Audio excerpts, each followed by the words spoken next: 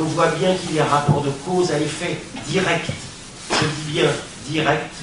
entre la détestation montante de l'État d'Israël en Occident, et j'y inclus les États-Unis d'Amérique, et la situation sur le terrain. Quand on voit par exemple la manière dont le Hezbollah vient de prendre sans coup férir maintenant le Liban, avec au moins l'avantage que les choses vont être beaucoup plus claires qu'hier, et que finalement il y a eu très peu de commentaires ici, on ne peut qu'être préoccupé. Et lorsqu'on voit avec quel irénisme, quel angélisme, quand ça n'est pas de l'extase, on accueille la situation,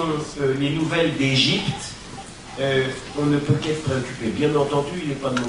mon propos aujourd'hui de dire que le régime de Moubarak est un modèle de démocratie. Mais je sais quand même faire la différence entre l'autoritarisme et le despotisme. Et je sais faire la différence entre la relative démocratie, j'ose le dire, dans laquelle vit encore le peuple égyptien, et l'étouffoir total, quand ce n'est pas le mouroir, dans lequel vivent les Syriens. Et pourtant, ici, l'Occident, dans une attitude quasi suicidaire, accueille et davantage intéressé par ce qui se passe au Caire, à côté de ce qui ne se passe pas à Damas, parce qu'évidemment, au Caire, on réplique, mais on réplique quand même, disons-le, avec une relative modération, alors qu'on sait bien, à Damas comme à Téhéran, que si on sort dans la rue, ce serait immédiatement le feu de la mitraille. Alors je dis que, bien entendu, un peuple a le droit de se révolter, mais que pour autant, nous n'avons pas, nous, à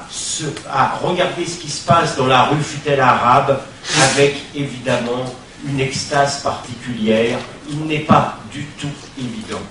que le régime qui succéderait à Moubarak serait un régime